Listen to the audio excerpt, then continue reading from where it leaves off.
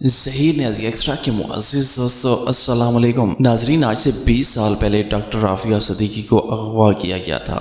وہ آج بھی امریکہ کی ایک بدترین جیل FMC کارویلز میں ہیں۔ آخر وہ کیا وجہ تھی کہ ڈاکٹر رافیہ صدیقی کو اغوا کیا گیا اور 86 سال قید کی سزا سنائی گئی؟ آخر انہوں نے ایسا کیا فارمولہ تیار کیا تھا جس سے امریکہ خوفزدہ تھا؟ آج ڈاکٹر رافیہ صدیقی کی رہائی کے لیے کیا کوششیں کی جا رہی ہیں اور جس کی وجہ سے امید کی جا رہی ہے کہ وہ جلد رہا ہو جائیں گی؟ اس سب کے بارے میں جاننے کے لیے ویڈیو کو آخر تک ضرور دیکھیے گا۔ ناظرین، ڈاکٹر رافیہ صدیقی کے خاندان کی بات کریں تو وہ ایک سادہ سا مذہبی اور پڑھا لکھا گھرانہ تھا۔ ان کے والد کا مذہبی تعلیم کی طرف بہت زیادہ رجحان تھا۔ انہوں نے اپنے بچوں کو مذہبی تعلیم کے ساتھ ساتھ دنیا کی اعلیٰ تعلیم بھی دلوائی۔ ڈاکٹر رافیہ صدیقی بہت عقل مند اور ذہین تھی۔ ان کو 300 سال میں پیدا ہونے والے ذہین ترین افراد کی لسٹ میں شمار کیا جاتا ہے۔ تقاریر کے مقابلوں میں اکثر مرحوم عامر لیاقت بھی ان کے ساتھ ہوتے تھے۔ عامر لیاقت انعام جیتتے اور لڑکیوں میں عافیہ صدیقی۔ اگر کبھی سب کا ایک ساتھ مقابلہ ہوتا تو عامر لیاقت کہتے کہ وہ دوسری اور تیسری پوزیشن کے لیے محنت کرتے ہیں کیونکہ پہلی پوزیشن تو عافیہ صدیقی کی ہوگی۔ ڈاکٹر رافیہ صدیقی کے خاندان میں ویسے تو بہت جلدی لڑکیوں کی شادی کر دی جاتی، لیکن ان کی بھائی تعلیم کے لیے امریکہ گئے تھے۔ انہوں نے ڈاکٹر رافیہ صدیقی کو یونیورسٹی آف ہیوسٹن میں اسکالرشپ کے لیے اپلائی کرنے کا مشورہ دیا۔ اسی طرح ڈاکٹر رافیہ صدیقی تعلیم حاصل کرنے کے لیے امریکہ چلی گئیں۔ اس کے بعد انہیں IMT، جو کہ دنیا کی بہترین یونیورسٹی سمجھی جاتی ہے، وہاں سے اسکالرشپ کی آفر ملی۔ وہاں سے انہوں نے بیالوجی میں گریجویشن کیا اور اپنی ریسرچ میں ایوارڈ بھی حاصل کیا۔ اس کے بعد انہوں نے PhD بھی کی۔ کہا جاتا ہے کہ اپنی تعلیم کے دوران عافیہ صدیقی نے ایک ایسی ریسرچ بھی کی تھی جو امریکہ کے بڑے بڑے سائنسدان بھی نہیں کر سکے تھے۔ اس ریسرچ کا استعمال کرتے ہوئے کسی بھی ملک کے لیے ایک بہترین دفاعی نظام بنایا جا سکتا تھا، یعنی بہت طاقتور ہتھیار بنائے جا سکتے تھے۔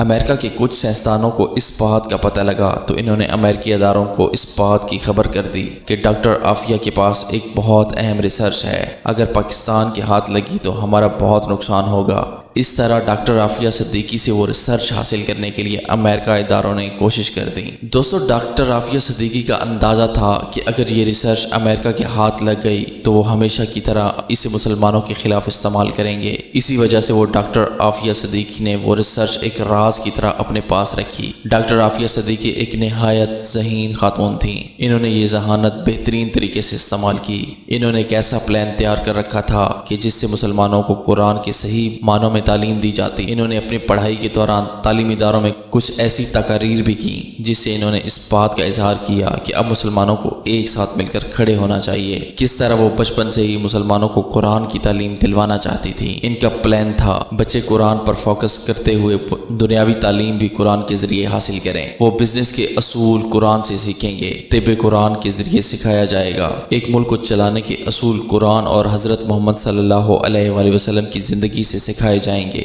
ناظرین، 1995 میں ڈاکٹر رافیہ صدیقی کی شادی امجد خان سے ہو گئی اور 1996 میں ان کا پہلا بیٹا احمد ہوا۔ ان کی شادی شدہ زندگی خوشگوار نہیں تھی۔ ڈاکٹر رافیہ کی بہن ڈاکٹر فوزیہ کہتی ہیں کہ ایک دفعہ وہ ان کے گھر ان سے ملنے گئی تو عافیہ کے چہرے پہ زخم تھے، انہیں سٹیچز کی ضرورت تھی۔ ان کے بیٹے نے بتایا کہ ابو نے امی کو مارا ہے۔ جب انہوں نے ڈاکٹر عافیہ اور ان کے شوہر سے بات کی تو انہوں نے بھی اعتراف کر لیا۔ ڈاکٹر عافیہ کو 2 بیٹے احمد اور سلمان، ایک بیٹی مریم ہیں۔ ان کی شادی کامیاب نہیں ہو سکی اور وہ 2002 میں ان کی طلاق ہو گئی، جس کے بعد ان کے سابق شوہر عافیہ پر الزام لگاتے رہے کہ وہ ایک خطرناک خاتون ہے جو دہشت گردی میں ملوث رہی ہے۔ حیرت کی بات یہ ہے کہ اس کے باوجود اس نے اپنے بچوں کو مکمل کسٹڈی ڈاکٹر عافیہ صدیق کو دے دی۔ یہ بات یہ ثابت کرنے کے لیے کافی ہے کہ ان کے سابق شوہر کے لگائے گئے الزامات مکمل جھوٹ تھے۔ کچھ رپورٹس کے مطابق ڈاکٹر عافیہ کے شوہر امجد امریکہ کی طرف سے کی گئی سازش میں ملوث تھے اور کسی مقصد سے بھیجے گئے تھے۔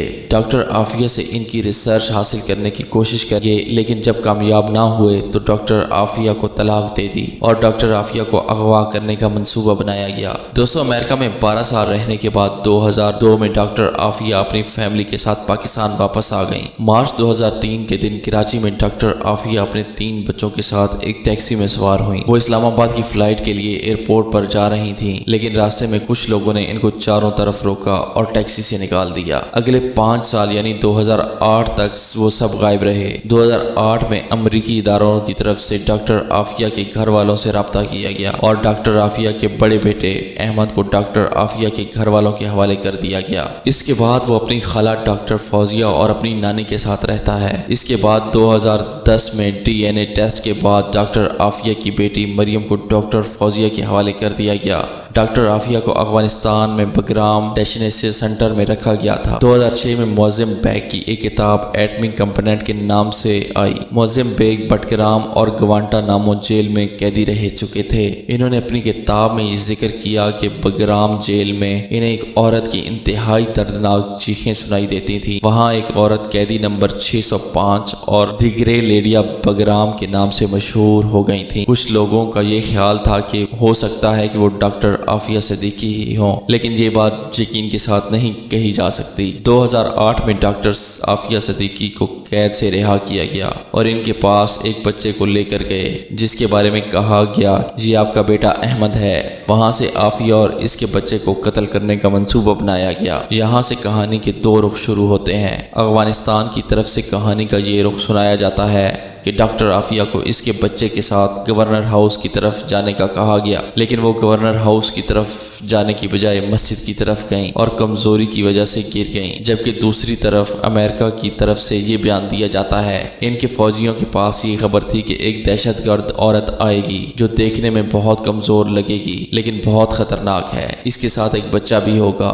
حکم دیا گیا تھا کہ جیسے ہی اس عورت کو دیکھو فوراً اسے قتل کر دو۔ تو انہوں نے ان کو دیکھتے ہی شوٹ کر دیا اور قتل کر دیا گیا۔ یہ ایک چھوٹی خبر تھی جو یقیناً ان کے گھر والوں اور پاکستانی قوم کے لیے بہت تکلیف دے رہی۔ ڈاکٹر عافیہ پر الزام لگایا گیا کہ انہوں نے امریکہ کی فوجی افسروں پر قاتلانہ حملے کرنے کی کوشش کی، جبکہ عینی شاہدین کے مطابق عافیہ صدیقی اتنی کمزور حالت میں تھی کہ مسجد کی دیوار کے قریب گر گئی تھی۔ دوستو سوال یہ پیدا ہوتا ہے کہ اس حالت میں انہوں نے فوجیوں پر حملہ کیسے کیا؟ کچھ عرصہ گزرنے کے بعد پتہ چلا کہ ڈاکٹر عافیہ صدیقی امریکہ کی قید میں زندہ ہیں اور آج تک وہ اسی حالت میں ہیں، اور ابھی پاکستانی حکومت کی جانب سے کوششیں کی جا رہی ہیں اور انٹرنیشنل میڈیا کے ساتھ بھی باتیں چل رہی ہیں، جس کی وجہ سے امید یہی ہے کہ آئندہ کچھ ٹائم میں ڈاکٹر عافیہ صدیقی کی رہائی ممکن ہو سکے گی۔ ہمارے چینل کو سبسکرائب کر لیں۔ شکریہ۔